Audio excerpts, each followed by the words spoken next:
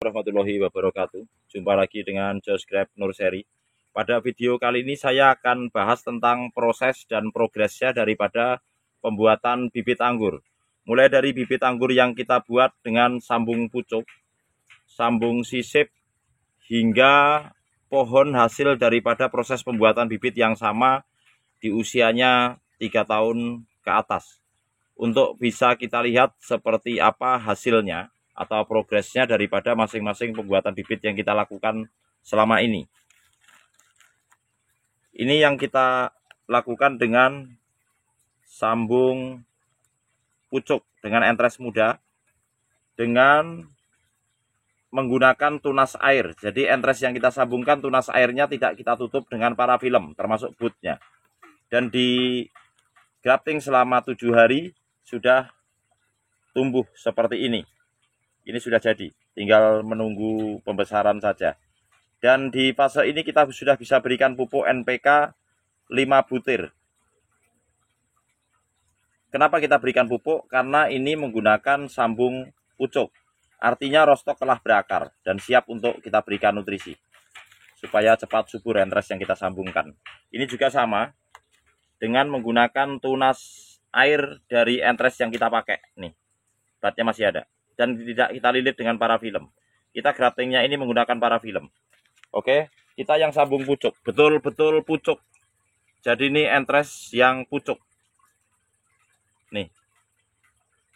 Di bagian ujung kita sisakan 2-3 daun. Dan ini sudah tumbuh ya, sudah bertambah daunnya. Yang kita lilit parafilm dari bawah sini sampai sambungan ke atas, terus kita lilit parafilm dan kita menyisakan beberapa daun. Tidak kita sungkup, prosesnya hanya kita taruh di tempat yang tidak terlalu panas. Nah ini, jadi di bawah naungan daun anggur. Nih tempatnya nih, kita bikin bibit di sini.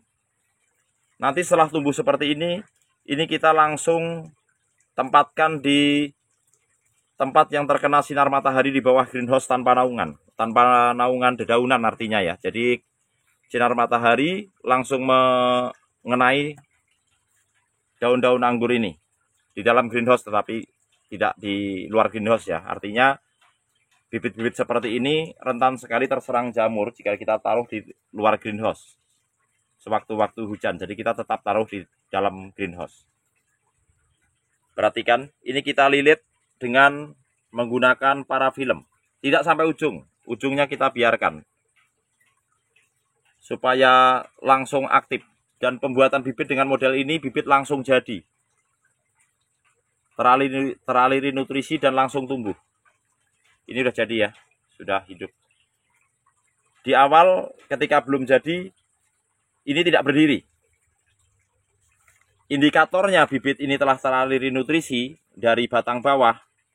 Kita lihat dulu atau saya tampilkan dulu yang belum jadi. Seperti ini. Nih.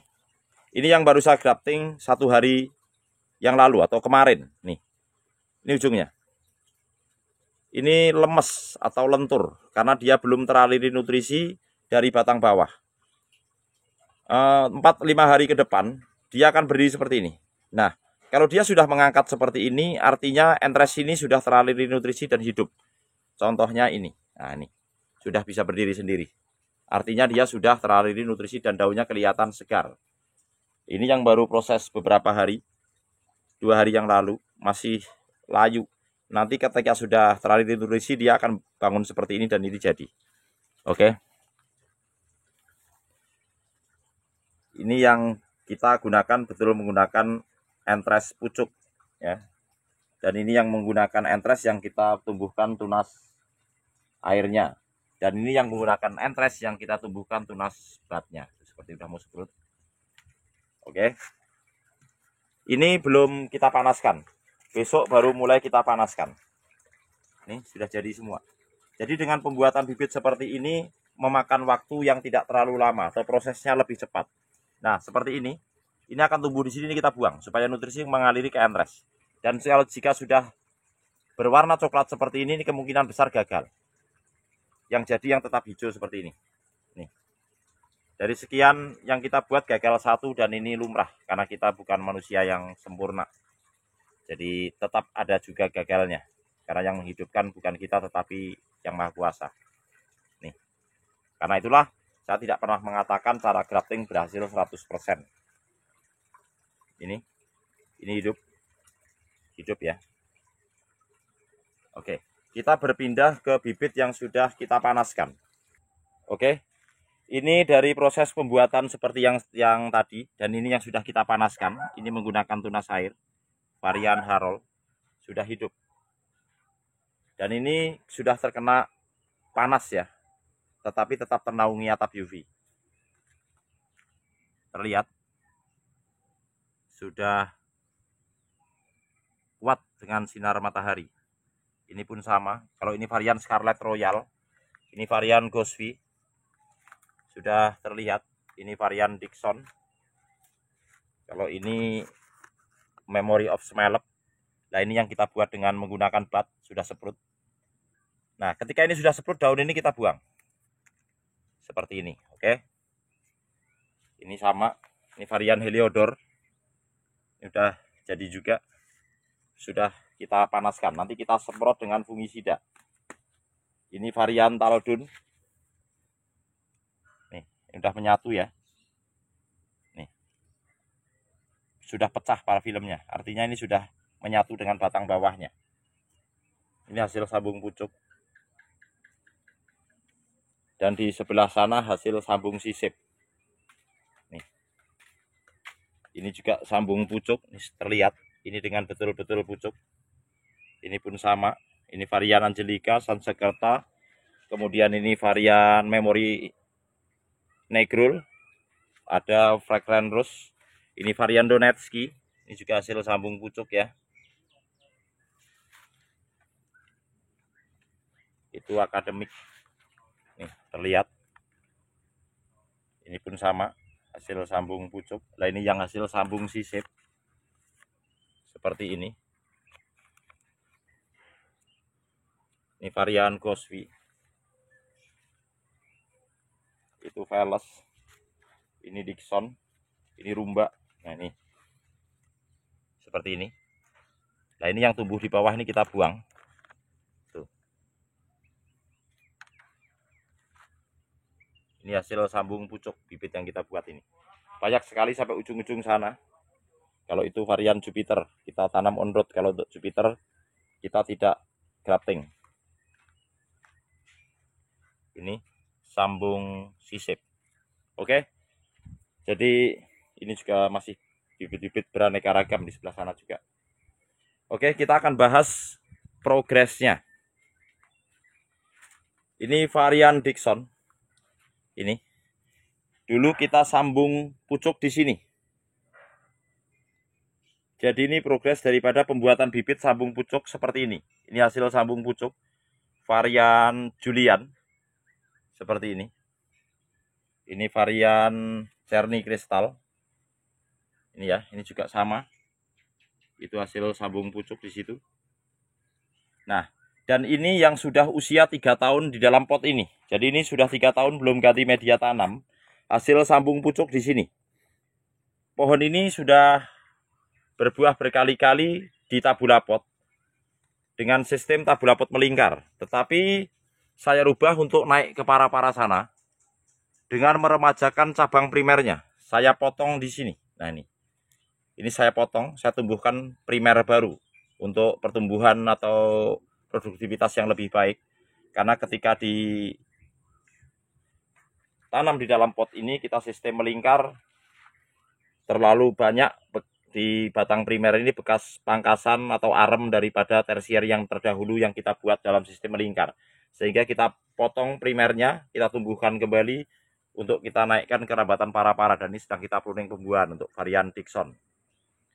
Di usianya 3 tahun. Betul-betul menyatu sempurna. Nih, terlihat ya. Bahkan tidak terlihat nih hasil sambungnya. Pembuatan bibit dengan cara seperti ini. Sambung pucuk. Ini pun sama. Ini sambung pucuk di sini. Ini varian Nilaria. Juga sudah 3 tahun lebih untuk varian ini. Juga sama. Kita remajakan primernya karena ini tadinya tabula pot.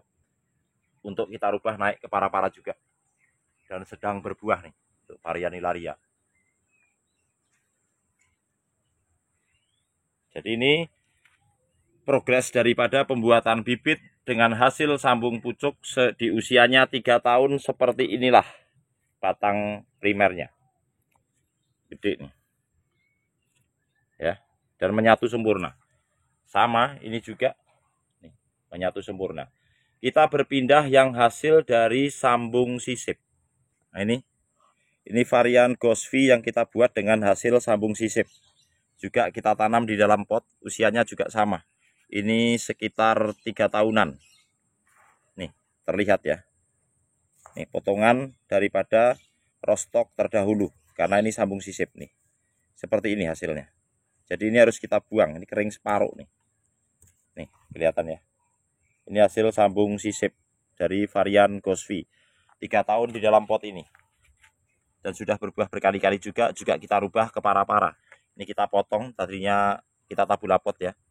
Sudah kita potong rambatannya untuk kita naikkan ke para-para. Ini juga sama, ini varian Memory of Smelep, juga hasil bibit sambung sisip. Ini terlihat nih. Ini apa namanya? Rostok terdahulu nih, kelihatan nih. Tuh. Jadi ini bibit hasil sambung sisip. Ini terlihat nih. Ini varian Memory of Smelep.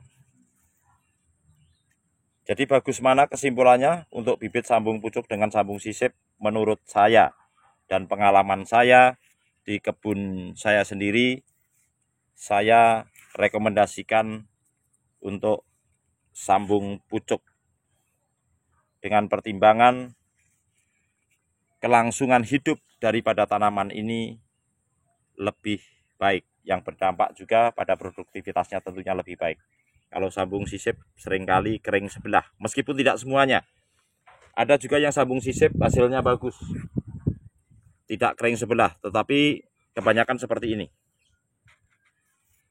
Ini yang sambung sisip dengan hasil yang bagus, tetapi juga tetap nih kelihatan nih rostoknya. Sama, ini usianya juga 2 tahun lebih, ini hampir 3 tahun juga untuk varian Angelica ini. Oke, sekian dulu. Semoga video ini bermanfaat dan menginspirasi. Untuk teman-teman yang berminat bibit, silahkan hubungi WA saya. Banyak varian di tempat ini. Sekian dulu. Semoga video ini bermanfaat dan menginspirasi. Terima kasih. Wassalamualaikum warahmatullahi wabarakatuh.